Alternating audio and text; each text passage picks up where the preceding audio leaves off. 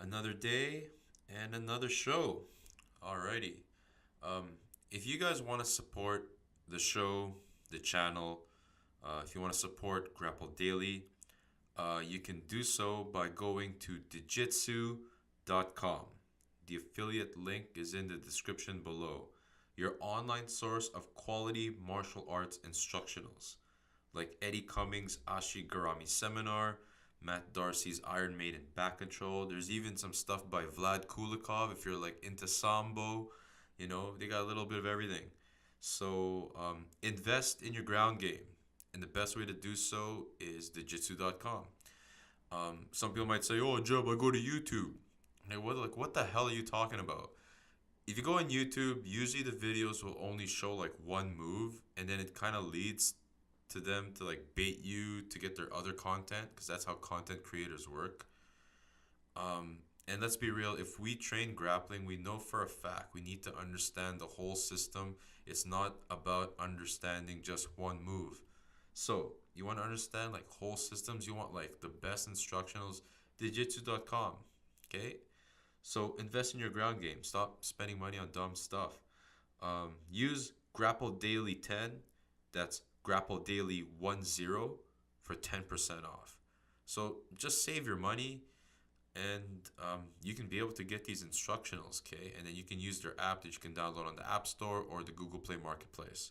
Again, Digitsu.com. Link is in the description. All right, cool. One other way you can support us is MMAWarehouse.com. MMAWarehouse.com. The affiliate link is in the description below. If you shop there using that link, you will get a small commission to support the channel. You're going to buy your gis, you're going to buy your gear, you're going to buy your shorts. Even if you're going to buy your soap, right, your defense soap, go to MMAWarehouse.com. I said, I've been using these guys for more than 10 years. I've always ordered my stuff there. It's always been flawless. And I live in Canada, okay? If you're like me, you live in Canada, if you spend $149 or more, okay, you'll get free shipping. We know how horrendous shipping is in Canada with using Canada Post. They suck, okay? They suck a lot of balls. You don't have to worry about any of that stuff. If you spend $149 or more, free shipping to Canada. If you're in the States, $49 or more, okay, you get free shipping. How cool is that? Okay, so support Grapple Daily.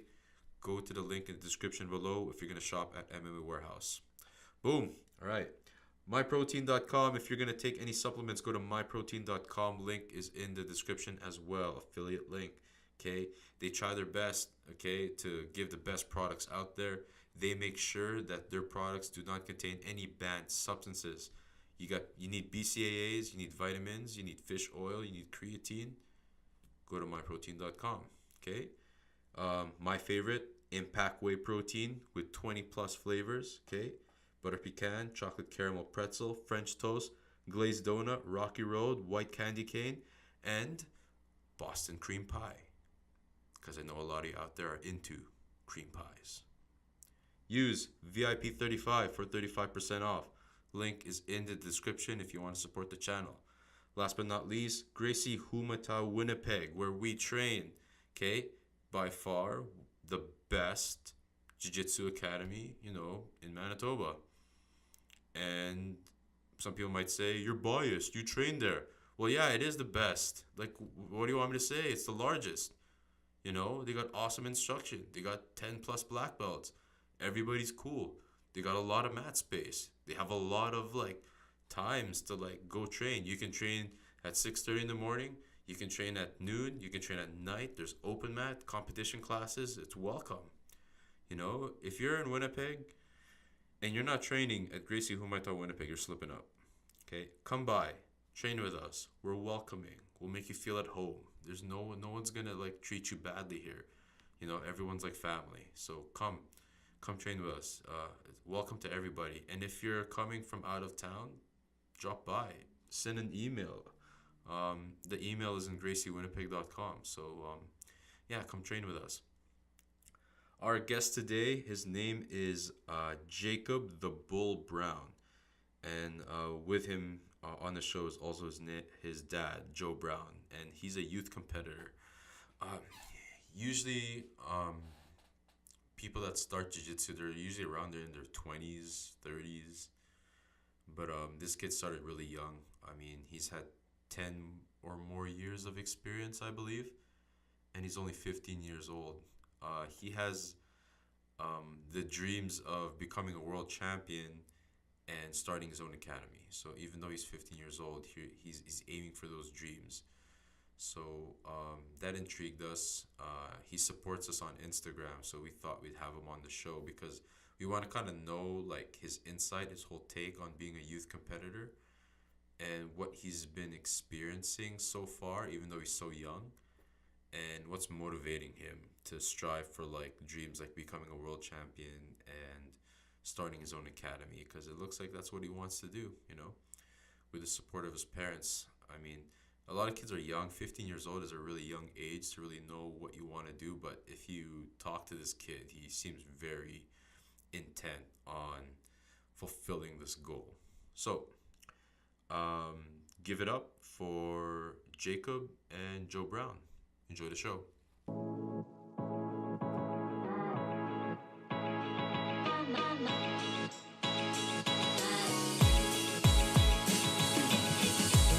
Welcome to the Grapple Daily Show.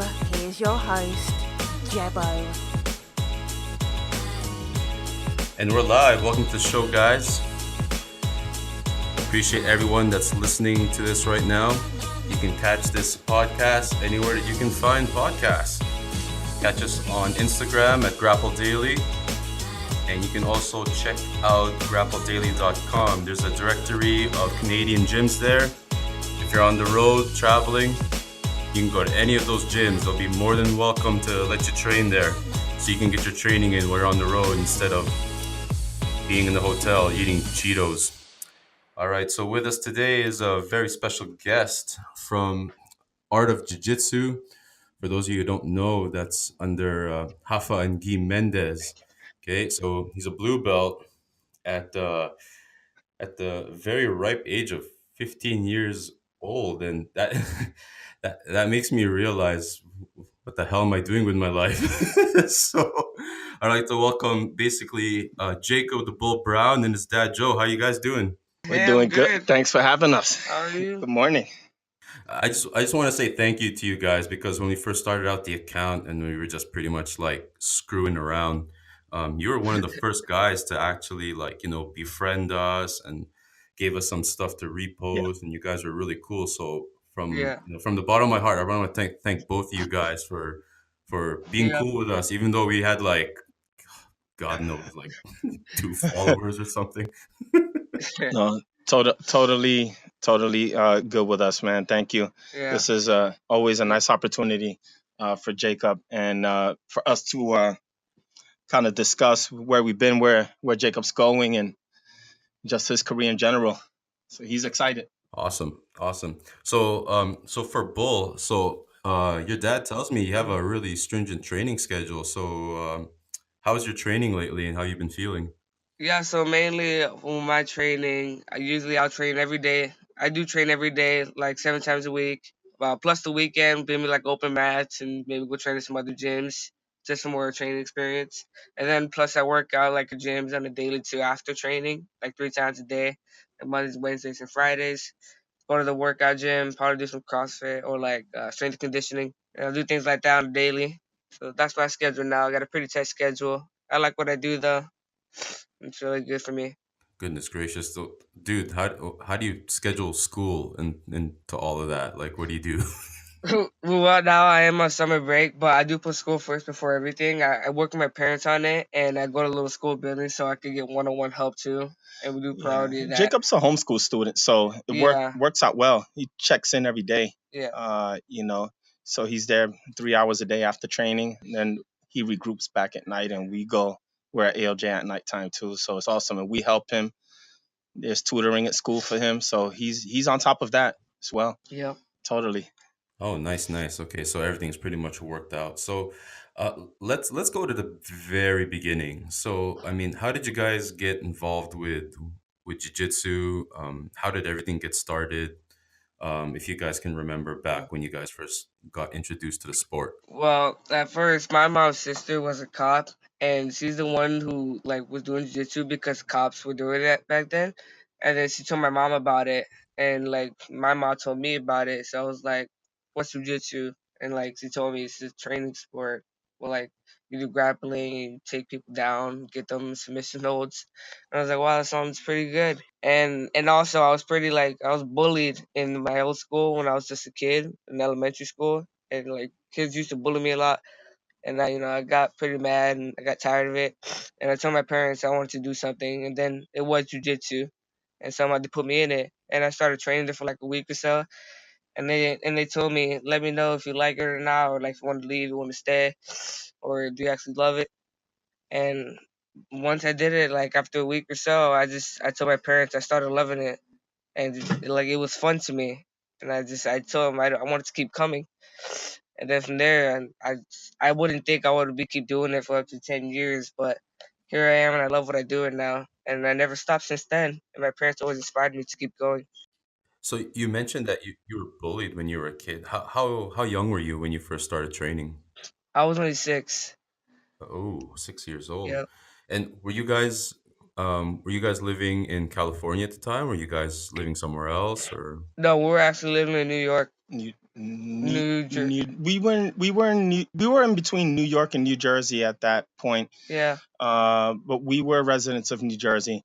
But we Jacob would cross train in between New York and New Jersey, and then for a small while we lived in New York, yeah, and that's where all his training, and that's where Jacob's start was. Um, Actually, in under Paul Carnicella at Carnicella Mixed Martial Arts. So yeah, their method of grappling was, a little bit more MMA based, opposed to competitive jujitsu, in which Jacob is doing now. Well, because he started competing back then, and he loved the comp scene, so ALJ was really the ultimate fit for him when he got older. So yeah. super super happy. Like after my first competition, I just thought it got really good for me, and I just wanted to keep doing it after that. I was like, this is really fun, and I wouldn't think I would keep doing it. So I was just like, this is interesting. I'm just gonna keep going. Yeah, it's great to hear that you were able to get empowered after training jiu-jitsu because you mentioned that you were bullied. Like, how bad was the bullying back then, if you can remember? Well, I don't remember too much of it, but like the kids kept bullying me on a daily, like every day at school. And I was telling my parents I keep getting bullied at school, and they kept telling me, "Do you know who this kid is?" And I didn't know anything. I just told them I wanted to do something to defend myself, and they told me, "All right, we're gonna put you in some kind of training to help you defend yourself whenever you're at school." And luckily, jujitsu was the first thing, and I did that. And next time the kids bullied me, I try to do something, and I don't remember from there, but all I know is that they didn't come to me anymore. Okay, that's pretty awesome. Pretty much, you'll know what to do. You'll know how to handle yourself, pretty much. Yeah, I learned how to handle it myself. And a lot of people think that people that train jiu-jitsu, oh, like they're training to fight so that like they can fight back. But really, a lot of it is really mental and emotional and how you hold yourself up as a person. So Yeah, that's really cool that you're able to get empowered by that. Just to change gears here, I'm taking a look at your resume of competition. So for anybody listening to this, like anyone listening to this might be thinking, oh, just another kid, that trains jiu-jitsu. What's the big deal? Listen, bud, here is this guy's resume. Pretty much, it's a who's who of all these tournaments. When I first got this, my head started spinning. Honestly, yeah, I was like, oh, it's probably going to be like 6 competitions or whatever. Like, and then I got it. I'm like, whoa. Yeah. Like, this is a long list. I'm like, what am I doing with my life? Like, what's going on? It's pretty much like a who's like a whole bunch of yeah, like Nagas, Grappler's Quest. Yeah, there's a bunch of Copa America. yeah. Those are all my first competitions. Mostly the Nagas and Grapplers Quest, all the main ones I did when I was younger. Yeah, back home, the East Coast Naga does tournaments, I think like every month or even twice a month. and they're in that whole East Coast stretch all the way down to Florida, Virginia, Maryland, New York, New Jersey, Connecticut, Rhode Island. um, yeah, these are most of the tournaments available. If you want to do IBJJF, mostly you'd have to come, Midwest and West Coast, Yeah. California, Vegas, Phoenix, Arizona, stuff like that. And I'm looking at like the Yeah. time frames of a lot of these tournaments. Like some of them are like back to back, like each and every month. Like there's some Yeah. here that are pretty much in September, October. So Grappling X, the Naga Belt in San Diego, SJJIF Worlds, Yeah. the Jiu-Jitsu World League, the IBJJF Pan Kids, the IBJJF American Nationals. Like those are like back to back. Like how do you guys prepare for that? Yeah, I really kept doing a lot of tournaments when I was younger, just back to back. I just kept going, and I really liked what I did too. I was liking what I was doing, so I was like, I'm gonna keep doing the tournaments.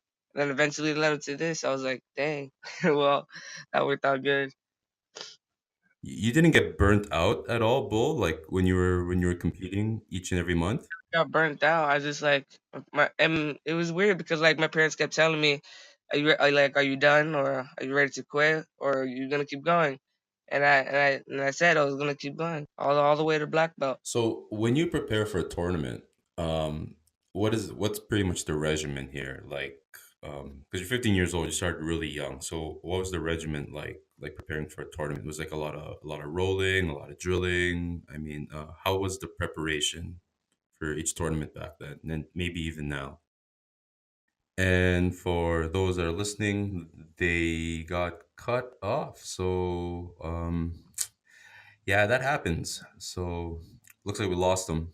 So what they're gonna do is they're probably gonna sign back in um, to the podcast here. So while we wait for them to sign in, just for anyone listening to this, um, the reason why I have Jacob on the podcast is because this kid's really special. I mean, he's only 15 years old. He's a blue belt under the Mendes brothers, and he's had an extensive resume here. Like I'm just looking at it on my phone, like silver in the Naga Newark, New Jersey 2010, gold in the Naga 2011, gold Naga 2012, gold in the Naga 2012 Lincoln, gold in Naga World Championship 2012, Grappler's Quest Beast of the East, gold, Grappler's Quest Pro Am Championship, gold, Grappler's Quest National Championship, gold, New Jersey Brazilian Jiu Jitsu Federation, gold, the Good Fight Championship Summer Classic, gold, gold, UGC Jiu Jitsu Nationals, gold, Expert Belt Naga San Diego, gold.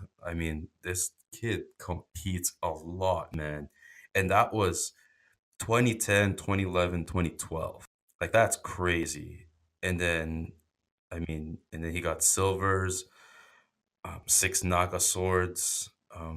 He's also a five-time wrestling champion in Garfield, New Jersey in 2011, silver in Northeastern Invitational Judo Championship. So he doesn't just do like jiu-jitsu. He does wrestling, he does judo. This kid's got an all-around game.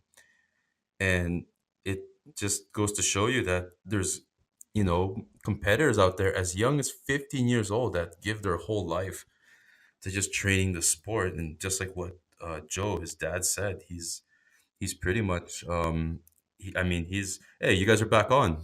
Yep, we're back. We're back. We're back. I don't know what happened. It's all good. While you guys were trying to connect back to the podcast, I was just going over the Oh, resume, okay. and I was Yeah, yeah, like the minute you guys cut off, I'm like, okay, time to talk about the resume. Let's go, baby. yeah, Oh God. yeah, I had a chance Yep. to say every single tournament, but like before you guys logged in, I was telling everyone like, I mean, Bulls, he's a five-time wrestling champion in Garfield, New Jersey.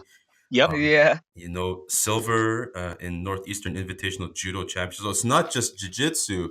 I mean, No. wrestling, judo. You got an all-around game, do you, buddy? yeah, yeah. I competed in a lot of other ones: Yeah. wrestling, judo, and jiu-jitsu. It kind of puts into perspective because I was telling everyone, just like yourself, you're 15 years of age. There's people out there that are really young, just hustling, just grinding, and Yeah, it's really inspirational for anyone out there that's thinking of quitting, or anyone out there that's thinking it, like, like, just because you didn't get your promotion or you didn't get your stripe, to really pout about stuff. Like, Mhm. nah, man, you gotta. Yep. Jacob has inspired so many people, guys. I want you to know that, and kids and adults alike, been real instrumental in helping young people and adults make a decision to train in martial arts, man, that will give them the desire to learn something new and something phenomenal. It's just amazing. I promise you, we don't lie about this. I mean, Jacob's influence is massive. Not fame wise, but just the work ethic that he's promoted is just incredible, man. Yeah. And it's just amazing. So Joe, like, a question for you, like, so a question coming as a father as well. Like, I'm a father myself. So when Jacob started training, I mean, how was it like, keeping your son on track with jujitsu? I mean, did you guys have to watch his diet, his sleep? I mean, what was that like? We immediately said to ourselves, we have to take care of his body, and we have to teach him how to take care of his body and put the right foods in it. Um, so what we did, we just we never fed garbage to him, just junk food galore, but we restructured his diet so that he'll be able to perform at at a high level, so that you know we can decrease the chances of him not being able to train all these hours. And so we went ahead and introduced better foods to him. And he takes a lot of protein, and we educate him sort of so that when we're not controlling his career anymore or guiding him, he can know exactly what to do and what's best for him. As it's all in education. So we figured if he learns it now, he won't have a problem later. He would already know what to do. He would say, well, this was introduced to me when I was younger. My parents told me what needed to be done, what food should I eat, drink a lot of water, have my proteins, things of that nature. So that's how Jacob stays strong and able to do so many hours of training. And so he's aware, he knows, um you know he's compliant with the diet that we provide for him, because then you have weight cutting. And for Jacob to stay in the division instead of just going up, going down, going under, kind of just stays where he is, and diet keeps him there. And he stays healthy, and he stays where he's supposed to be competing, because you can get hurt. So if Jacob's 139, he's competing at 155, that probably won't be the smartest thing to do, because he's small. So our concern is always, well, we don't want Jacob to get hurt, but we want to be strong enough to compete in his division and stay and remain successful. So we all these things are important issues to us, and to him. Yeah, that's awesome, because you guys are supporting him all the way. Like, some youth out there, they don't have their parents supporting them in that sense, especially in terms of diet. Yeah, very important. Former fighter, Uriah Faber, he credits his ability, his diet, his health to his mom, like his parents. They taught him how to have, like, a good clean diet, how to eat Right. whole foods, and just stay clean. And right, and that's why he did so amazing in his career. Exactly. So where did this competitive edge come from? Like with your entire family, since you guys have, like, both competing. He got introduced to jujitsu at a very young age, but I believe, if I'm not mistaken, his mother. I mean, where did this competitive edge come in? Like. My wife played sports when she was young and in school. Her dad was a professional boxer. Her sister has been a cop for many years. She's in the military. Um, my brother boxed when he was young. So it's in the blood, I guess. And And Jacob's the bull because he was born under the zodiac sign of Taurus, which is the sign of the bull. And that's how his name actually came into play. Yeah. Right, Jake? Yeah. That's pretty cool. So you pretty much come from a fighting family over there, Bull. So Mostly everybody does fight here, or like they do Yeah. train with it. I got it And, from. and tell him about Isaiah, your brother. And Isaiah, he's gonna become a rapper. I mean, he's in the rapping game now. He started doing that recently, He's a blue belt. and he is a blue belt in training. He also trains jiu-jitsu sometimes here and there.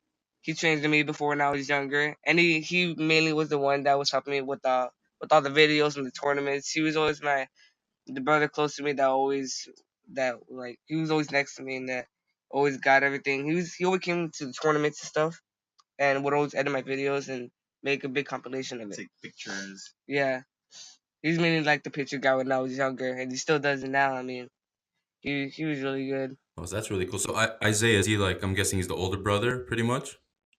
There's the second oldest brother. Okay, the second oldest brother. So that's cool. He's helping you out, and then like much success to him. In his rap career. That's pretty cool. And it's cool to have like an Yeah, older brother to help you out. I guess he helped you out with training, with drilling. I'm assuming as well. yeah, I know all that too. Even in the tournaments, he would go over moves with me and practice before I'm competing. Yeah. And I really appreciated that. So let's talk about the move to AOJ. Like you guys said, you guys were living in New York, New Jersey. Yeah. So what influenced or what made you guys move over to the West Coast, and how did you guys hook up with Guy and Hafa Mendes? Well, Wow. yeah. When Guy and Hafa Mendes opened AOJ back in 2012, this was the talk of everywhere. Everywhere, everyone was speaking of this new gym called Art of Jiu Jitsu in California. And, even back home, oh man, I'd love to go train at AOJ. These guys, they're like the best in the world. And this is all we kept hearing. So we wanted to move out of New York and New Jersey anyway because of all the snowstorms. So we said, you know what? Jacobs competed at the Pan Kids in 2014 and faced one of AOJ's athletes. And we didn't get to claim a gold prize there. But once we visited ALJ, that was it. Jacob looks around, he can tell you himself, and it's like I look around and say, "Wow, this is a jiu-jitsu academy." And it's like jiu-jitsu heaven in there. And Jacob looks at me and says, "We're gonna have to train here." So we said, "Okay." And there it was. Shortly, a few months after, we're at ALJ. It's going down. That's a big decision. I mean, from the East Coast straight to the West Coast, like how hard was it to acclimate? I'm sure you guys had to move everything. Your lives had to change. I mean, you had to find other means of living. Yeah. Like, Our lives had a change for sure. I mean, it's very different from here in New York, but I mean, I like it. I like it here a lot more. I feel like, and I think it's perfect for me here too because I mean, AOJ is perfect academy for where I train. They got the perfect training, and I think it's just really good. And now that AOJ, like, it's a different more style than Jiu-Jitsu in New York or Jersey, because like their style is more creative and it's like more like tournament technique wise and like more competition Jiu-Jitsu here. Where when I was in New York and New Jersey, I would learn like street Jiu-Jitsu, like things to defend myself, even though that is good too. But like now that I'm in the competitive part of Jiu-Jitsu, where I'm doing competitive now and more tournaments, that's why I thought AOJ was perfect for me. So we just decided to stay there now, and it worked out perfect. Yeah, extremely different from the East Coast for so many reasons, and the weather's great. The personalities are a little bit different, but we're different. California is a lot more laid back. New Yorkers and New Jerseyans, we're upbeat. We're everywhere. We do everything fast paced. And so Jacob's growing up on relaxed lifestyle. But the competitive edge remains ultra high. Yeah. yeah, AOJ is like a really awesome academy for anyone that isn't following them on Instagram, their branding is beautiful. Like everything's just white. It's really Yeah. like Yeah. that's like the Ruka brand. Like Yeah. Yeah. everything's white. Like all the rash guards are black. Like you have Yeah. this pristine, like clean academy. Like I watch videos Really. of it and I'm like, man, like Yeah. that place is really Yeah. crazy. Totally relaxed environment. And Jacob has a slew of friends there, you know, and they all love each other. They help each other. You know, the environment is is good. You know, the social aspect is wonderful there. You know, especially Jacob and many of the AOJ kids being homeschool students. You know, their the social aspect of their life at AOJ is just it's just wonderful, and so they're not, you know, they're not secluded from each other, even though they're homeschool students. When they're at AOJ, you know, they can hang out there. They they hang out outside of AOJ as well. And these Yeah. kids go to movies together. They go eat together. They some of them go to the same school together. So I mean, it's just benefits in all Yeah. ways being at AOJ. And Guy and Hoffa Mendes are tremendous people, you know. And if you really got to know these guys, you would really say they're just amazing people for sure. And they really care about these kids, you know.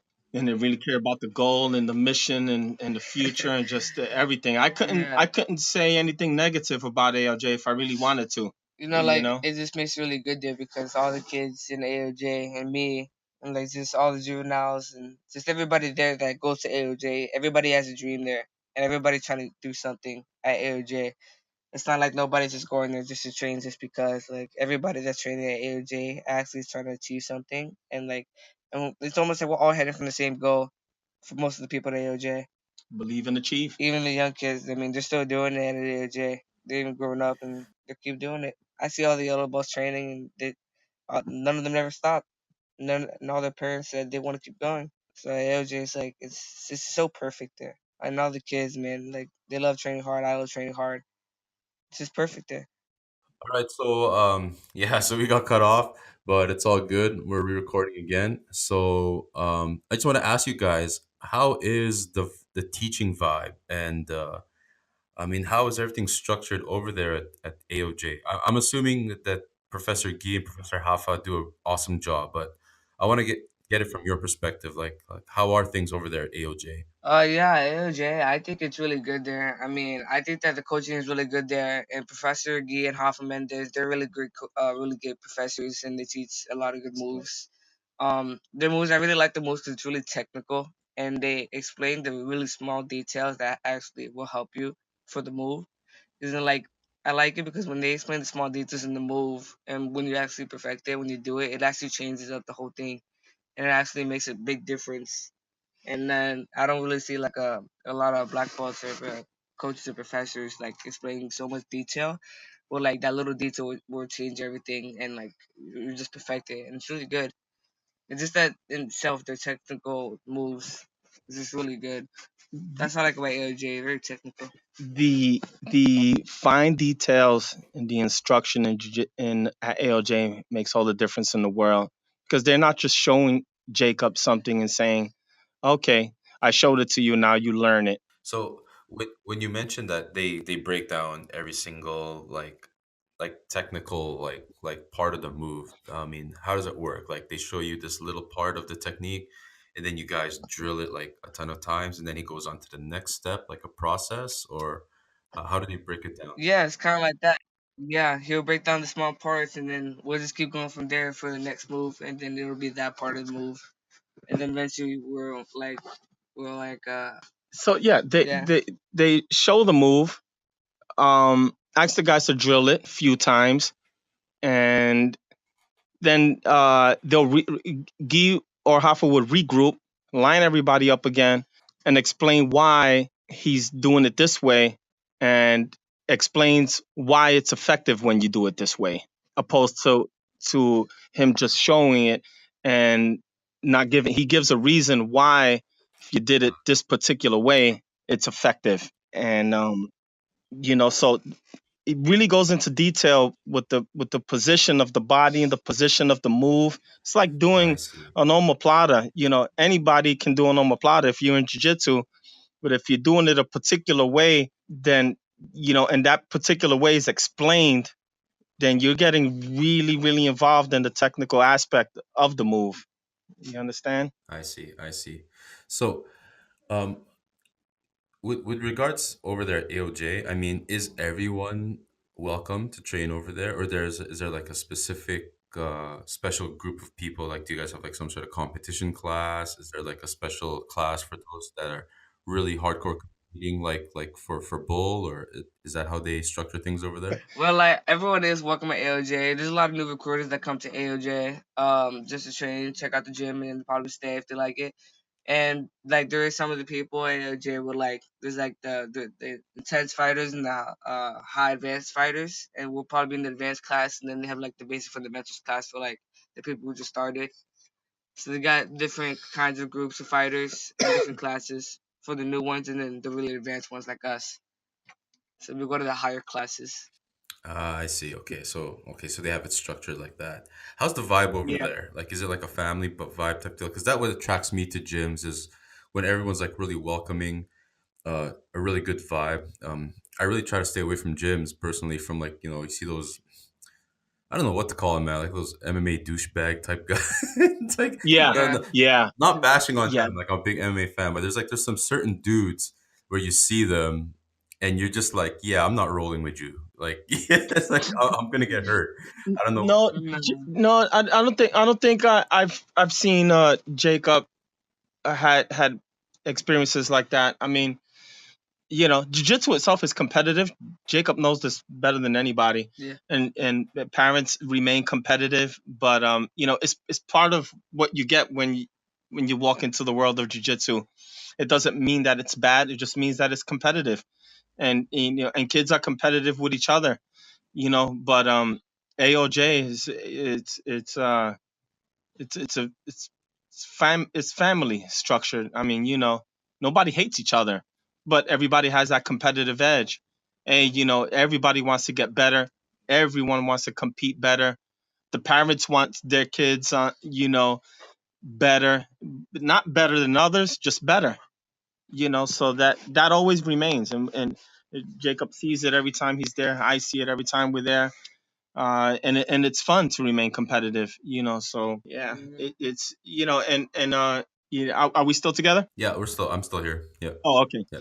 So parents at AOJ are not allowed to coach their children, right? So it gives the kids that peace of mind to say, the only one communicating with me here are my coaches, not my mom, not my dad. Even though we can spectate, but we can't say anything to them. So it's ALJ is like your kid going to a regular school. We can't sit in the classroom with him and tell him what to do because that's the teacher's job. ALJ is structured the very same way. We're teaching your kids how to do good jujitsu. Sit, have a seat and watch, or come back later and pick them up. And this works. This works well, and this is a part of why Jacob has no problem with the hours that he puts in his training, and he competes, and there's no pressure put on him outside of the pressure that he puts on himself. You can explain that. Yeah. Yeah, that's really beneficial because I mean some parents just get really carried away. Like the whole soccer mom deal. Like they see their kid competing, and we get it. Prideful of their kid, but some of them just get out of hand, start yelling certain things. Like I Yeah. heard like what happened recently at Worlds when kids were competing, like some of the parents were like arguing with the refs and like argue like, does he get advantage? Does he get points for that? Blah blah blah. This without actually knowing like the point system, and sometimes just gets out of hand. So that's really cool. That's really Yeah. cool that they have something like that where the kids aren't so pressured by their parents, but they're getting coached by the one that they're supposed to be getting coached by, which is pretty much the professor, their instructor. Yeah. So how is the For a question for both of you, I don't know which one wants to answer this first. How is the competitive landscape for kids nowadays? Like, how is it for those competing in jiu-jitsu at such a young age? Well, like it's competitive for sure, man. Like maybe for the new kids, they'll probably get like worried or like a bit scared or something, or maybe nervous. And I mean, it happens to me when I first started. I mean, I got nervous the competition wise. I wasn't sure. I mean, like I was sure of competing and stuff. Like I wanted to do it, but then once you get in there, you start getting nervous and stuff. It's your first time. I mean, you should expect it. Then after the first few tournaments, still got a little nerves. You start getting used to it. I mean, and then that's mainly why the kids like are not sure if they want to stay in jiu-jitsu. It's part of the competition wise. They don't want to like maybe feel like embarrassed or like feel like they're not really putting in hard enough work. That's mainly why some kids don't really stay in that long because they feel like you just feel like you're not really doing enough. Because it happened to me when I was younger. I felt like if I was gonna lose, I wasn't gonna do it. That happened to me a bit. But I told myself wasn't gonna do that. Even though I lost wins, I was still gonna stay in it, no matter how bad I did or how good I did. But I still stayed in it, and I still love it. Yeah, that's a good mentality to have. So, you mentioned a lot of kids get nervous. How do you basically deal with the nerves every time you go into competition? So I was going to competition. I just try to tell myself that. I just try to calm myself down, and I probably have my parents next to me, or like we'll talk. We'll just talk. So I don't really think about it. I just tell myself I'm gonna go in there and I'm gonna do as best I can. I'm just gonna fight. I don't think about the fight. I don't think about the kids I'm gonna fight. I don't really think about anything that will make me nervous. I just want to think about going in there to do my job and to try to win. That's mainly what I think of. Do you listen to like any music at all or anything like that? Like, I know some people, they have their headphones on, like getting hyped up. Like, I don't know what they're listening to, but I mean, do you do anything like that? Yeah, like I don't really listen to music when I compete because I feel like it's gonna make me more too hype, and I'll probably get too hype and make me more like maybe too cocky. I don't get cocky, but like it makes me like feel too much power, and I don't like to feel too much power. Like I don't like to feel like I'm gonna beat the kid because I don't know what the kid could do. So I'm just gonna feel like I'm gonna try my best in there. I'm just gonna have a good fight. And I'm just gonna put a good fight on. Nice, nice. And I don't want to like I just keep my mindset in my head. So I'm just like I'm not thinking about it, but I'm just too focused to do anything else. I'm just intense. I'm like I'm in the game mode. Yeah. So for Joe, how does it make you feel whenever time you see like both compete? Like, do you get nervous? Do you get riled up? Like, do you get really Oh, emotionally invested? I'm a whole different. Oh my goodness, I'm a whole different story. I promise. My nerves. Oh my goodness. Yeah, they get the best of me. It's. I think that I think my anxiety goes through the roof way more than Jacob's does. Um, because we Jacob stands in front of a new kid all the time, a new competitor, a new fighter, every single time, most of the time. Some of these kids, we don't know anything of them. We don't know how good they are. We don't know how bad they are. Um, the big tournaments, we really want Jacob to be successful at these events.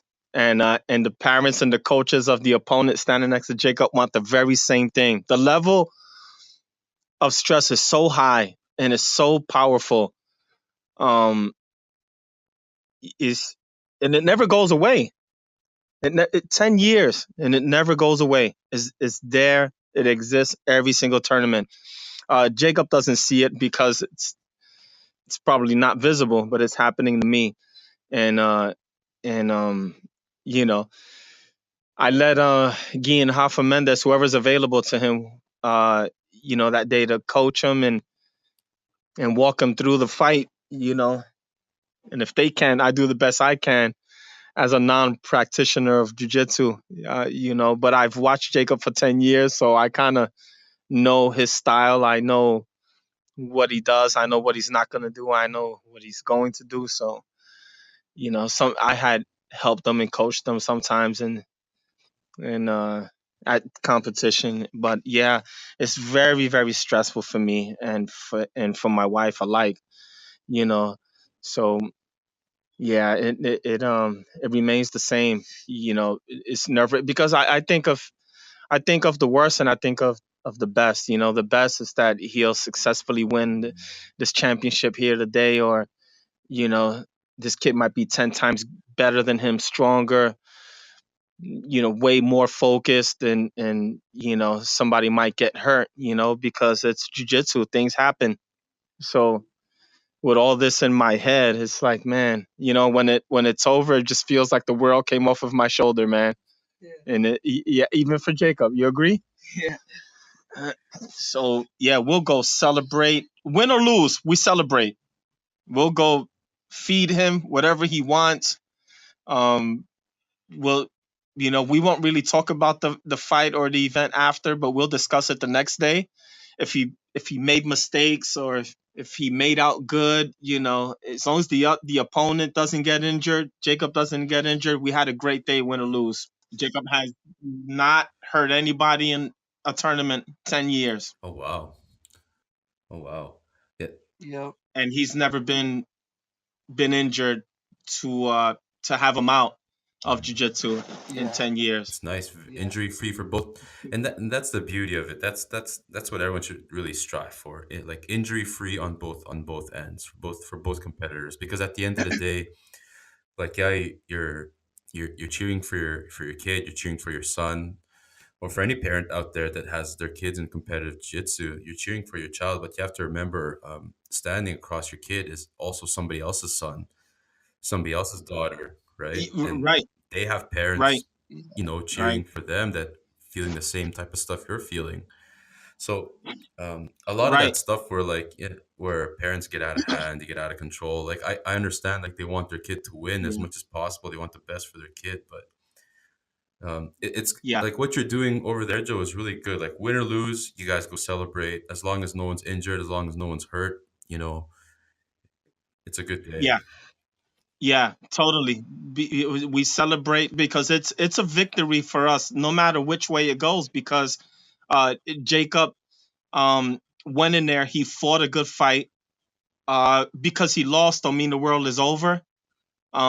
He's not injured. The other kid's not injured. Jacob competed. He didn't shy away from it. So he's victorious the minute he stepped into that competition. He won already. So we celebrate it, Here's the next question. Basically, how is the environment nowadays, especially uh, for kids doing jiu-jitsu? Because I know recently, Bull, you got promoted to blue belt, right? Yeah. Congrats, brother. Yeah, I did. Yeah. So, how was that? Like, how was your feeling when you got promoted to blue belt, man? I mean, at the age of 15 and everything, like, what was going through your head? Well, when they called my name out, I wasn't, of course, I wasn't expecting the blue belt, but like, as I was walking up there, I was just thinking, like, of all the years I did, I'm just walking up there and still thinking about everything I did, the fact that I just made it all the way to blue belt, and like, I'm just like surprised myself that even when I was younger, I'd never said that I was gonna quit, or like, even for people who told me, uh, why you still doing jujitsu, and like my friends and other people kept telling me, well, what's the point of being in it? And I said, you'll see why later. And they keep asking me questions why I'm doing it, and here's why. Like, I'm still doing it because I want to achieve dreams, and I want to make something become out of my life.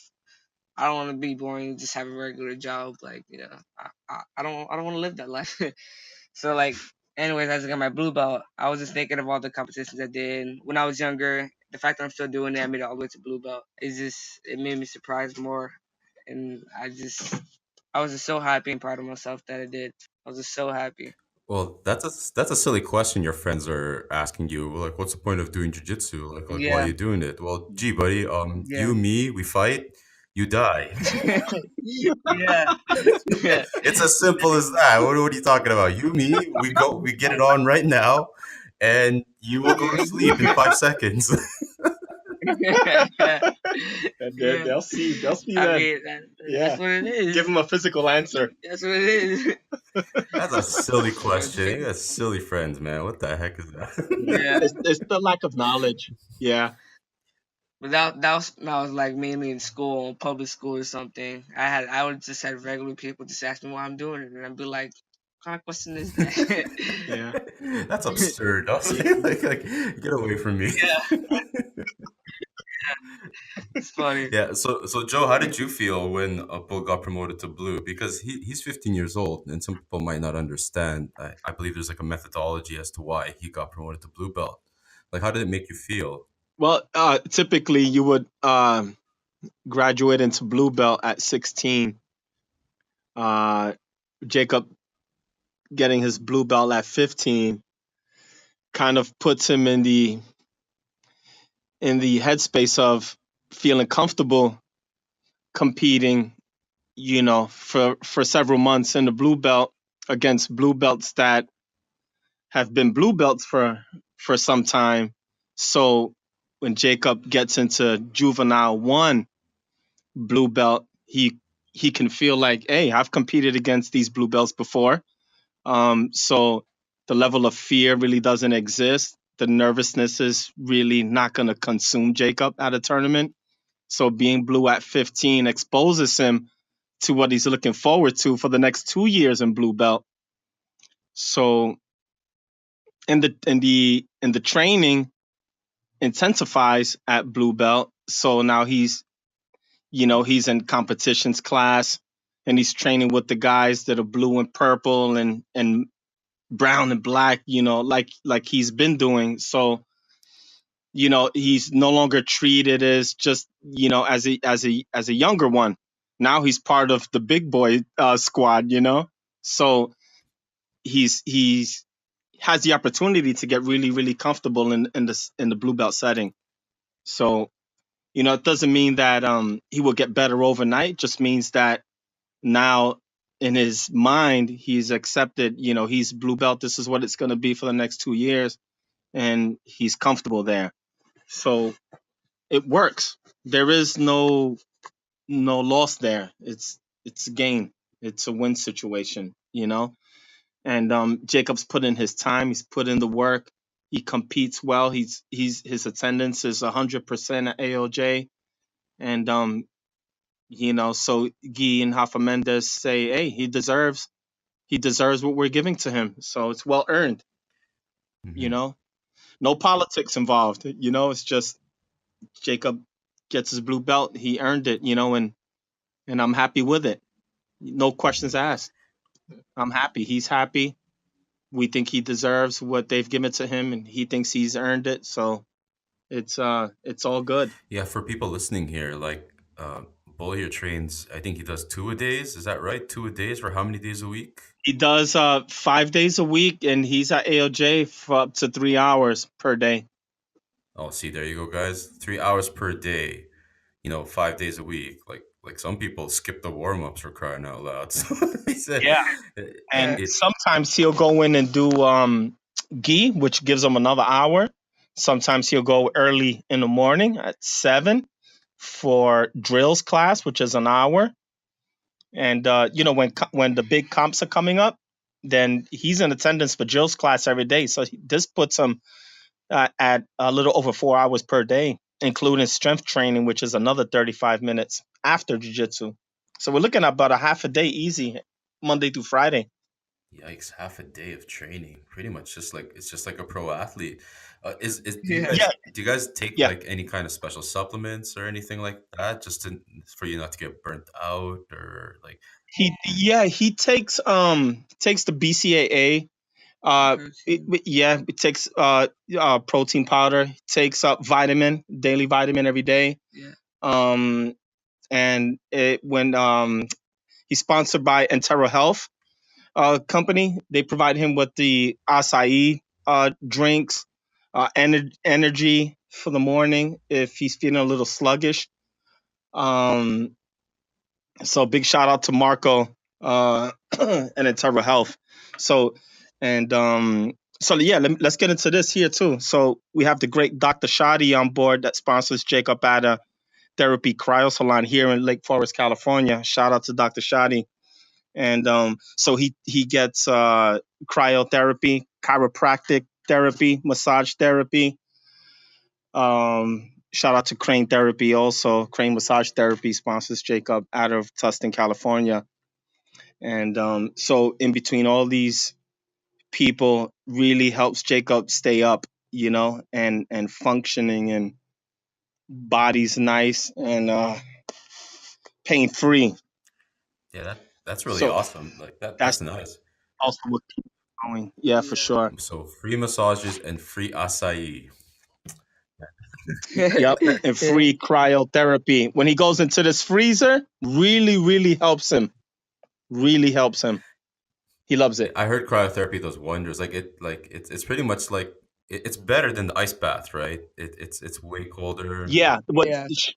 Yeah, shorter period of time. So where you can stay in the ice bath for a longer time.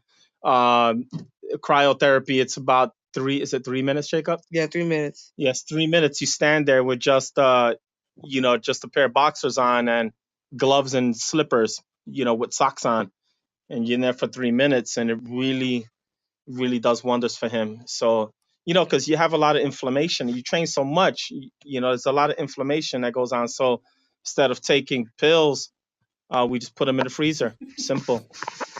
Yeah, it's pretty crazy because man, like jiu-jitsu takes it takes a toll on your body sometimes. You get like really sore, just like what you said, you get really inflamed.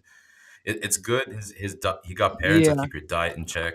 You got massage, you got cryo, you got acai, you got a Yeah. I really appreciate it for yeah, you that. get a ton of support, man. I know a lot of people out there that compete that they probably kill for that type of support, you know?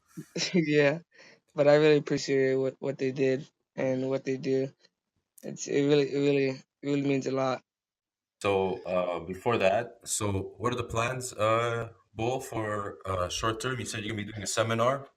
Yeah, I was gonna host a seminar. August next year. Yeah, August next year. I'm hosting a seminar in the UK and in England. I'm gonna host two there, two while I'm there, and I'll hopefully get some people in, start coaching so the adults and kids, white belts, and some kids. And yeah, basically from there, it's gonna keep going all the way to get my black belt.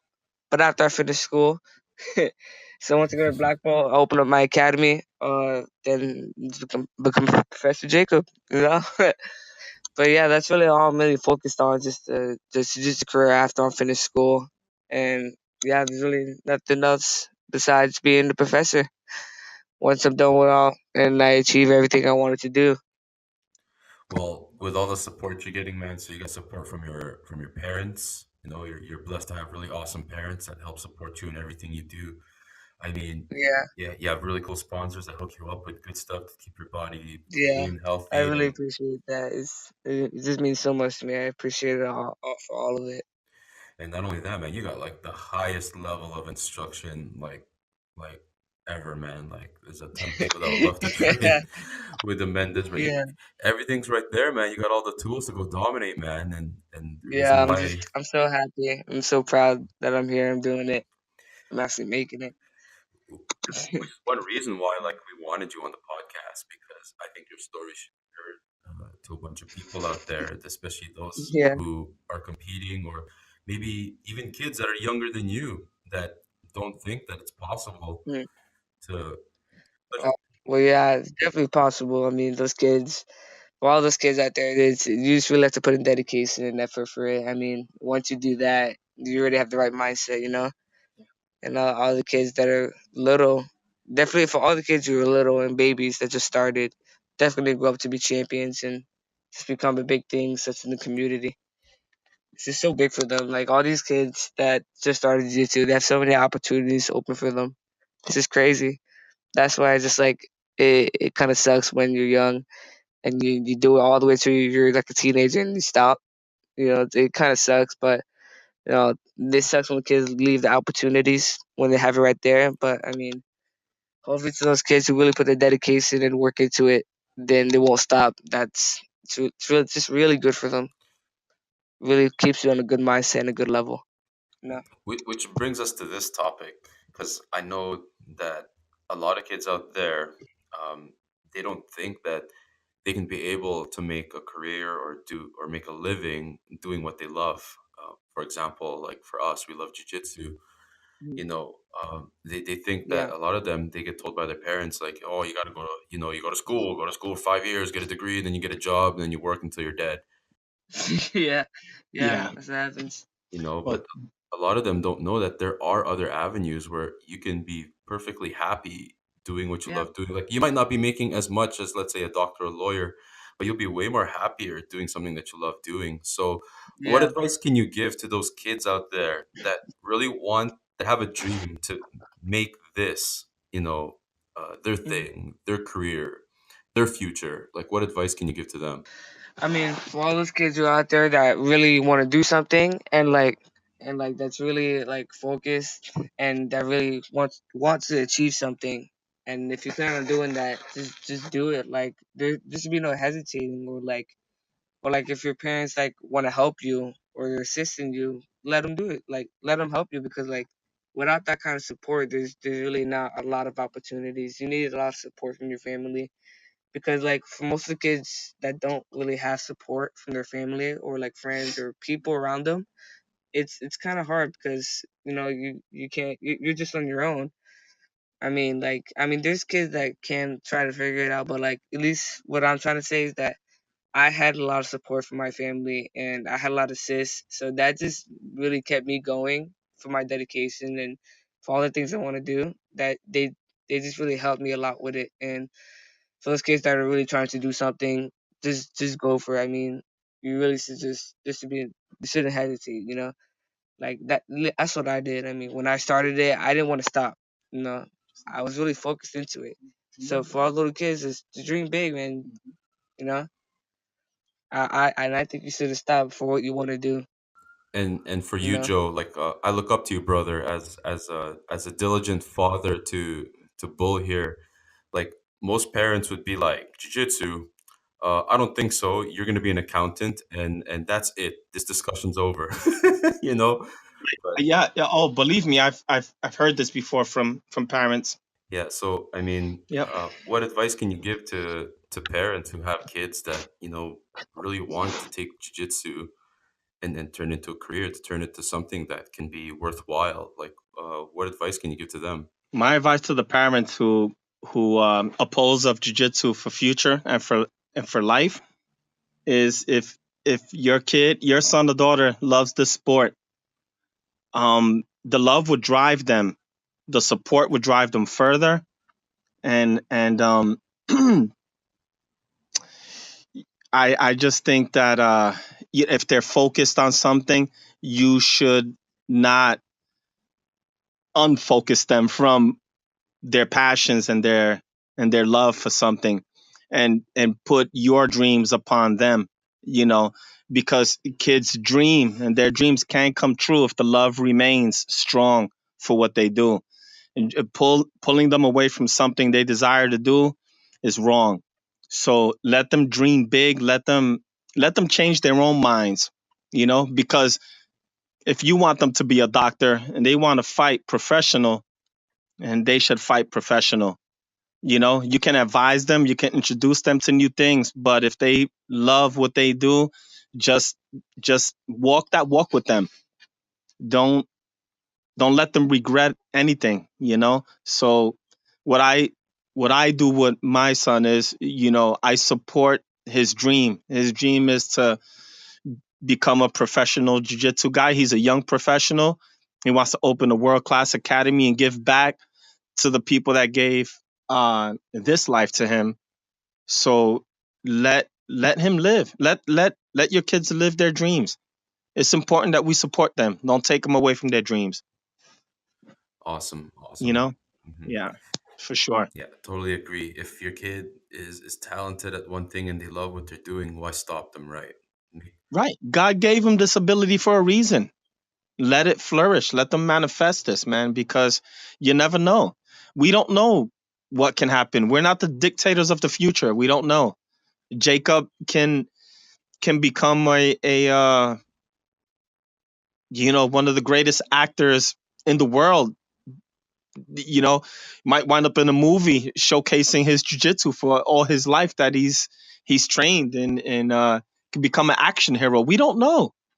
He can have 300 world class academies all over the planet. We don't know, but his focus tells me that these things can and will happen, because his concentration on what he does is incredible. It's massive. And we want to tell this to everybody. We want everybody to know that young kids can figure it out at an early age. It's possible. So let's not ignore what these kids love. Let's not ignore what the desire is, and let's walk this walk with them. It's important. So let's not ignore these things. Let these kids fight on, because you're gonna fight a fight no matter what you do. You know, if you work for Bank of America, you're gonna fight to make the most money. You're gonna fight to become manager. You're gonna fight to own a bank yourself. So where is jiu-jitsu any different than that?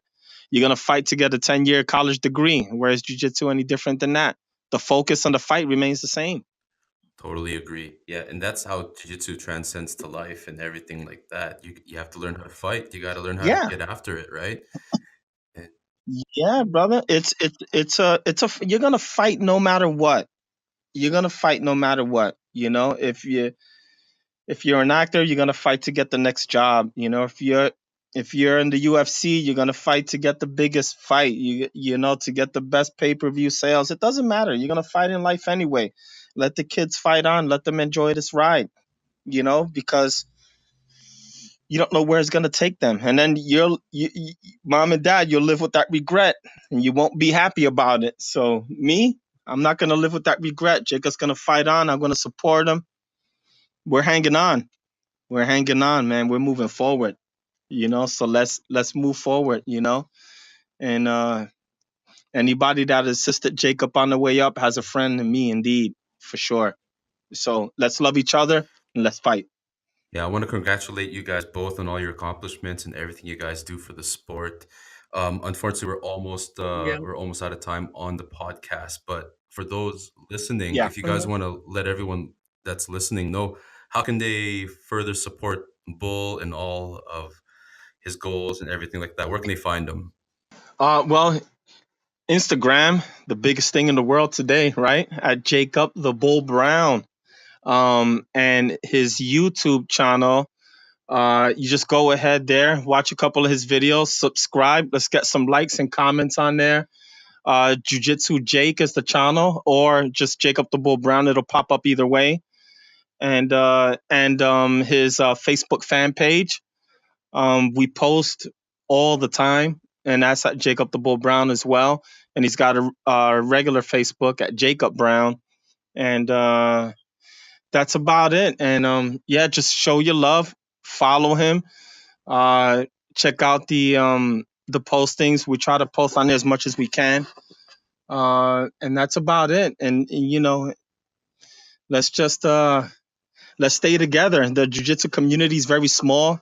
All of us know each other, and if we have not met, we will meet at competition for sure, or you know, or when we visit academies when we're traveling. And so it's good. We've made a lot of good friendships in this community.